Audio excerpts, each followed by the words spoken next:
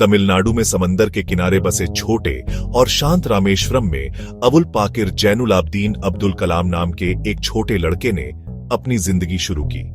उनका जन्म एक सिंपल फैमिली में हुआ था। उनके पापा जैनुलाब्दीन नाव के मालिक थे। वह लोकल मस्जिद के इमाम भी थे। वह समझदार इंसान थे, भले ही पढ़ाई कम थी। कलाम की मां आशी अम्मा दयालु और दरियादिल थीं। वह रोजाना कई लोगों को खाना खिलाती थीं। उनकी जिंदगी आसान नहीं थी। पैसे कम थे। उनका घर प्यार से भरा था, इज्जत से भरा था, भगवान में गहरी आस्था से भरा था। कलाम को नॉलेज की बहुत ज्यादा भूख थी। वह सिर्फ एक क्यूरियस बच्चा नहीं थे, वह एक डेडिकेटेड स्टूडेंट थे। वे मानते थे कि एजुकेशन ही किसी की डेस्टिनी बदलता है। स्कूल में वो ब्राइट और मेहनती के रूप में जाने जाते थे। उन्हें मैथमेटिक्स से खास लगाव था, उन्हें फिजिक्स से भी। वह घंटों घंटों पढ़ते थे, अक्सर देर रात तक मिट्टी के तेल के लैंप में। तिमरह उनकी बड़ी बहन जौहरा आगे आई। उन्होंने अपने सोने के कंगन बेच दिए। कंगन बेचने का सैक्रिफाइस कलाम को गहरा छू गया। उन्होंने मद्रास इंस्टीट्यूट ऑफ टेक्नोलॉजी में प्रवेश के लिए कड़ी मेहनत की। MIT में उन्होंने सारी एनर्जी पढ़ाई में लगा दी। गाइड संतुष्ट नहीं थे और 3 दिन की कड़े डेडलाइन दी। कलाम ने न सोया और न खाया। उन्होंने लगातार काम किया और समय पर प्रोजेक्ट पूरा किया। गाइड इतने प्रभावित हुए कि उन्होंने उन्हें गले लगाया। MIT से ग्रेजुएट होने के बाद कलाम का सपना इंडियन एयरफोर्स में फाइटर पायलट के रूप में शामिल होना था। वह इसे हासिल करने के बहुत करीब थे। उन्होंने इंटरव्यू दिया और 9वें स्थान पर रहे। दुर्भाग्य से सिर्फ 8 पोस्ट्स ही अवेलेबल थी। उनका दिल टूट गया। उन्होंने ऋषिकेश जाकर स्वामी शिवानंद से गाइडेंस ली। स्वामी ने कहा, शायद आप कुछ और बड़े के लिए बने हैं। ये विजडम उन्हें आगे बढ़ने के लिए प्रेरित करता है। 1958 में उन्होंने DRDO ज्वाइन किया। शुरुआती प्रोजेक्ट छोटे थे।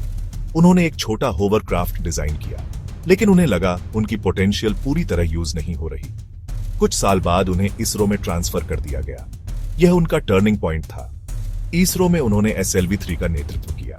सालों की मेहनत और कई फेलियर्स के बाद 1980 में रोहिणी सफलतापूर्वक ऑर्बिट में गया। 1980 के दशक में उन्हें DRDO बुलाया गया। उन्होंने IGMDP का नेतृत्व किया।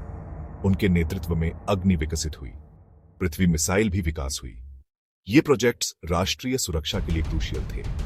कलाम एक हैंड्स ऑन एन लीडर थे। वह टीम के साथ काम करते थे, समस्याएं सॉल्व करते थे और हर जीत मनाते थे। इनके कारण उन्हें मिसाइल मैन कहा गया। 1998 में डॉन कलाम पोखरण यू टेस्ट्स के दौरान प्राइम मिनिस्टर के चीफ साइंटिफिक एडवाइजर के रूप में पिवोटल रोल निभाए। 5 न्यूक्लियर बम टेस्ट एक्सप्लोजन्स की यह सीरीज इंडिया को न्यूक्लियर पावर बना गई। इस टेस्ट्स की सक्सेस में कलाम की टेक्निकल लीडरशिप और ऑर्गेनाइजेशनल लीडरशिप बहुत इंपॉर्टेंट थी। इस अचीवमेंट ने उनकी रेपुटेशन को मजबूत किया।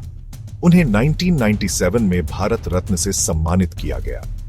यह एक फिटिंग ट्रिब्यूट था उनके जीवन के समर्पण के लिए। 2002 में रूलिंग पार्टी और ओन पोजिशन ने मिलकर उन्हें प्रेसिडेंट के लिए नॉमिनेट किया। यह एक सरप्राइजिंग चॉइस थी। वह अपने काम और स्टूडेंट्स से जुड़े हुए थे। उन्होंने सोचने के लिए कुछ टाइम लिया, फिर उन्होंने इसे देश की सेवा का अवसर माना और नॉमिनेशन एक्सेप्ट कर लिया। डॉ कलाम भारी सपोर्ट के साथ इंडिया के 11वें प्रेसिडेंट बने। एक छोटे शहर से लेकर राष्ट्रपति भवन तक उनकी जर्नी एक्स्ट्राऑर्डिनरी थी। उन्हें पीपल्स प्रेसिडेंट कहा गया। उन्होंने राष्ट्रपति भवन के दरवाजे आम आदमी और खासकर बच्चों के लिए खोल दिए। उनका मानना था कि देश का फ्यूचर यूथ के हाथों में है। उन्होंने ड्रीम्स की पावर और टेक्नोलॉजी की इंपॉर्टेंस के बारे में बात की। उनका विजन था इंडिया 2020, नॉलेज सुपर पावर। उन्होंने अपनी पोस्ट को यंग माइंड्स इग्नाइट करने का प्लेटफॉर्म बनाया। प्रेसिडेंट के रूप में अपना कार्यकाल खत्म होने के बाद भी डॉ कलाम ने एक शांत जिंदगी में रिटायरमेंट नहीं ली। वह वापस वही करने लगे जो उन्हें सबसे ज्यादा पसंद था, पढ़ाना। वह कई यूनिवर्सिटीज में विजिटिंग प्रोफेसर बन गए और स्टूडेंट्स के साथ इंटरेक्ट करने के अपने मिशन को जारी रखा। वह देश के सबसे दूर दराज के कोनों तक जाते थे, उन स्कूलों तक जहां बहुत कम फैसिलिटीज थीं, सिर्फ वहां के बच्चों से बात करने के लिए। वह चाहते थे कि इंडिया का हर बच्चा यह माने कि वे कुछ भी हासिल कर सकते हैं, चाहे उनका बैकग्राउंड कुछ भी हो। उनकी एनर्जी इन्फेक्शियस थी और उनकी प्रेजेंस किसी भी कमरे को रोशन कर देती थी। स्टूडेंट्स के लिए उनका मैसेज हमेशा सिंपल लेकिन पावरफुल होता था।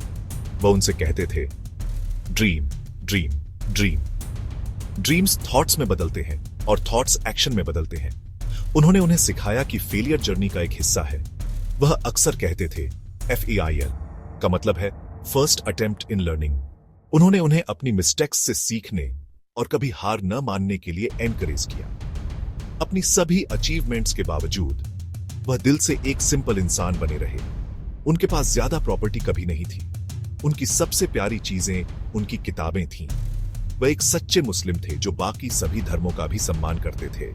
27 जुलाई 2015 को जब वह वही कर रहे थे जो उन्हें सबसे ज्यादा पसंद था, शिलांग में इंडियन इंस्टीट्यूट ऑफ मैनेजमेंट में स्टूडेंट्स को लेक्चर देना, डॉ कलाम गिर गए और उनका निधन हो गया। उन्होंने अपनी आखिरी सांस तक काम किया। भले ही वह अब हमारे बीच नहीं है, लेकिन उनकी विरासत लाखों लोगों के दिलों में जिंदा है। उनकी लाइफ स्टोरी एक पावरफुल रिमाइंडर है कि कोई भी सपना बहुत बड़ा नहीं होता और कोई भी बाधा बहुत बड़ी नहीं होती। रामेश्वरम की सड़कों के एक छोटे लड़के से लेकर इंडिया के प्रेसिडेंट तक उनकी जर्नी हमें सिखाती है कि हिम्मत, लगन और खुद पर विश्वास के साथ हम सितारों तक पहुंच सकते हैं और इम्पॉसिबल को हासिल कर सकते हैं। वह आने वाली जनरेशन के लिए एक शाश्वत इंस्पिरेशन, एक मार्गदर्शक प्रकाश बने रहेंगे।